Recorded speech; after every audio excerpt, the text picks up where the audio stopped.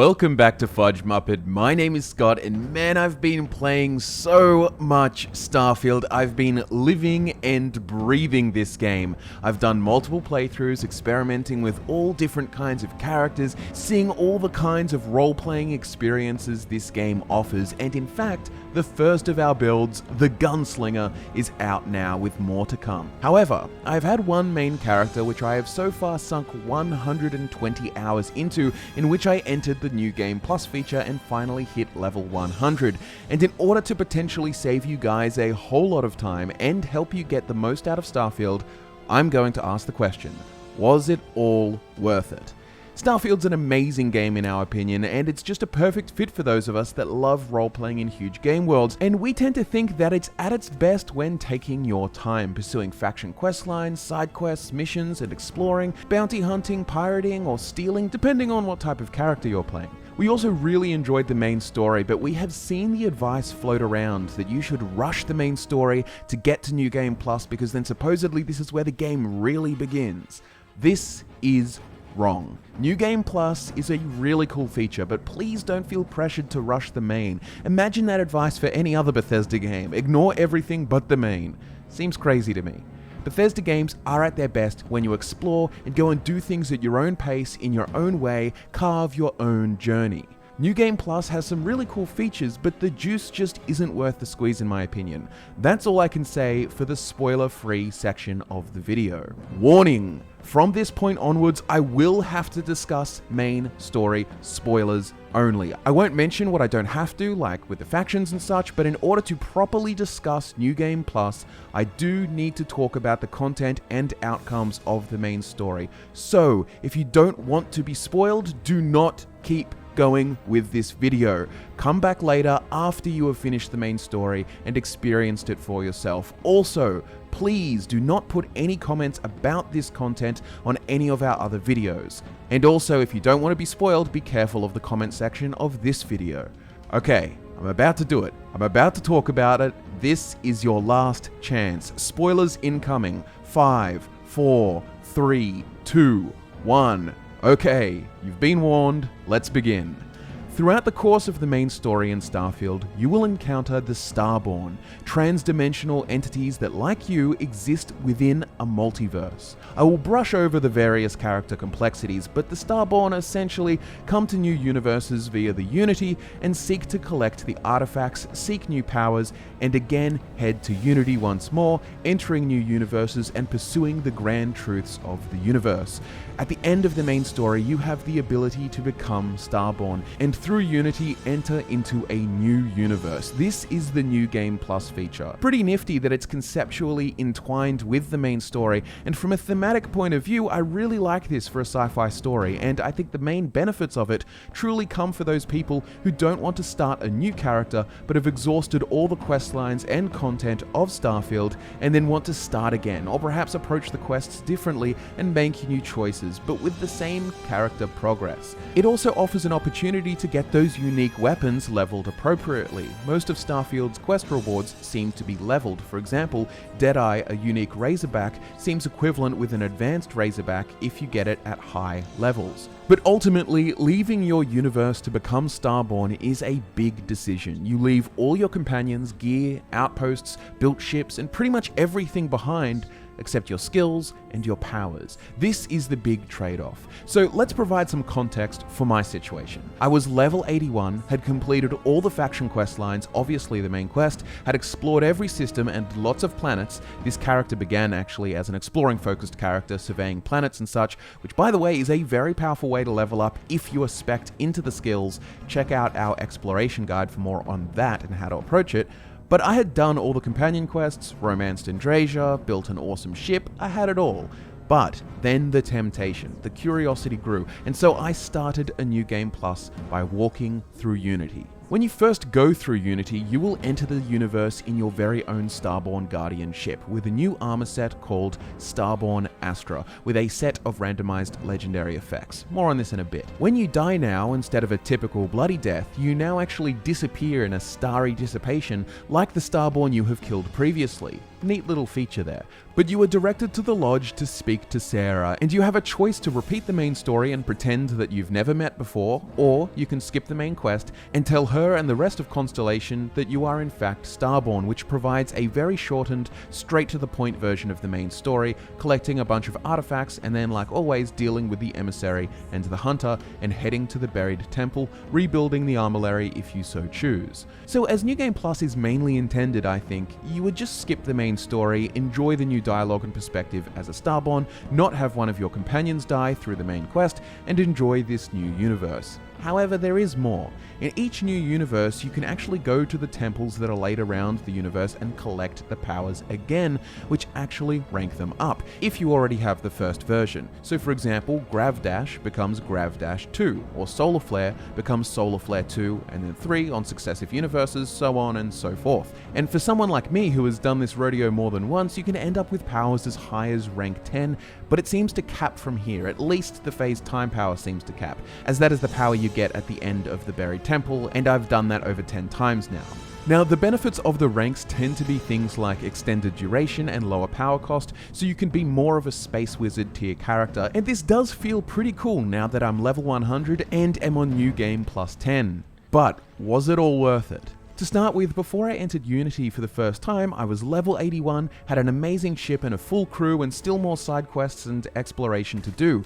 I had 97 hours at the save point before I built the armillary the first time. The next 24 hours were spent cycling through several universes, gaining new powers, and with each new universe you enter, you actually gain a new, better stats Starborn set of armor with a different look and a new set of legendary effects, as well as a statistically better version of the Starborn Guardian ship, Marks 2, 3, 4, 5, and 6. But it stops there. That's as good as it gets. The armor you end up with is just like the Hunters, which is pretty cool, but I can show you each armor that you can get, so this can help you decide whether or not it's worth it for you. First is Starborn Astra, followed by Materia, Locus, Tenebris, Solus, Gravitas, Bellum, Tempest, Avitus, and Venator finally. After this point, you will continually get the Venator set. Also, if you save before you step into Unity, you can continually load back until you get the randomized legendary effects you want for your set, which is a handy tip if you do intend to stay in the next universe forever. But there are some other things to note here. Earlier on in the game, these new armors may be far more beneficial compared to what you had available. However, my experience ended up being quite different. My superior bounty hunter armor, along with my helmet and boost pack, provided a higher total armor value, and my spaceship was far superior to the Starborn Guardians, and so for me it almost felt like a downgrade.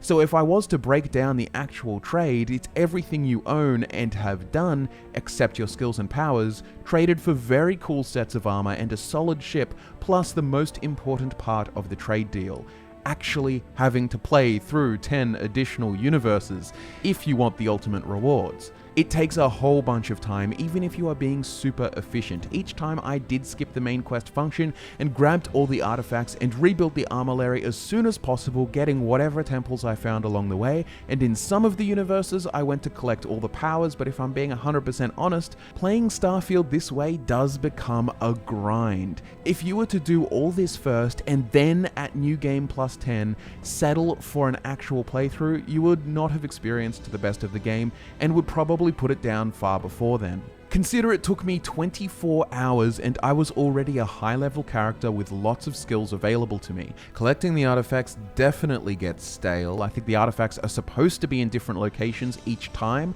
At least Vladimir's dialogue implies this, and maybe I had a glitch, but every single time, every new universe, I had the exact same locations to go to, and I am very familiar with them. I understand why some people say to play Starfield this way, do all the New Game Plus universe stuff first, then set up your character and do side stuff, but I don't think they realize how much of a grind it really is. On the other hand, in a cool way, you actually start to feel the more cynical, detached type of worldview that grows within you as you cycle through the universes.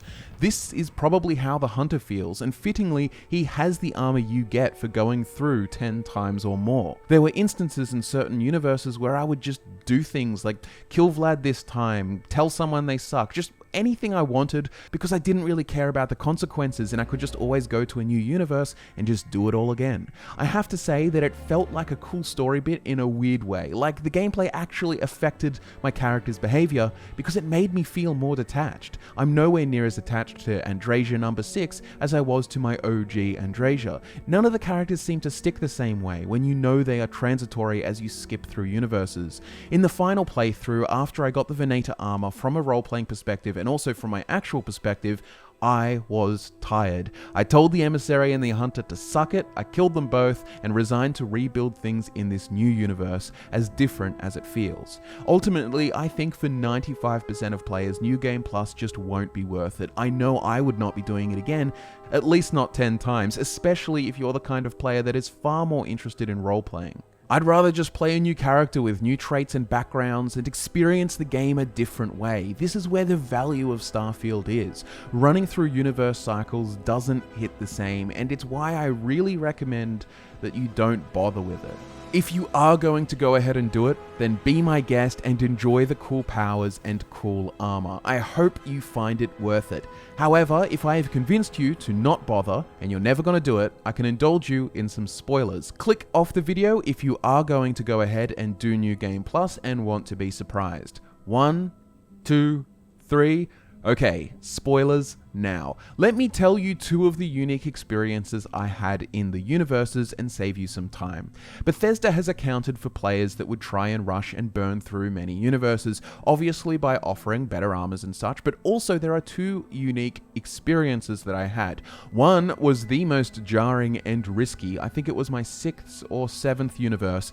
I could not access my inventory, meaning I had to heal with beds or powers, also no weapons, and I could not save the game, no autosaves either. This encourages you to rush through this universe. Honestly, seems like an oversight. Imagine getting a game crash, or man, even just dying and having to load back. Losing hours of progress would have been a hassle. Pro tip, the Moonform power is your friend here. It makes you invulnerable and regens your health, but you can't move. You can still access your cutter by opening the scanner, but you still are going to want to use quantum essences strategically with the bosses for this one. I'd even typically suggest speed running to the artifacts or stealthing, but obviously there is no save scumming in this universe. Also, in this universe, I went to the lodge and everyone was a dead apparently, only Vasco was there to give me the artifacts Constellation had collected, so I couldn't use companions either. So yeah, I rushed through this one, Moonform to regen when I needed it, but as far as bosses went, I found phase time with quantum essence activated and spamming solar flare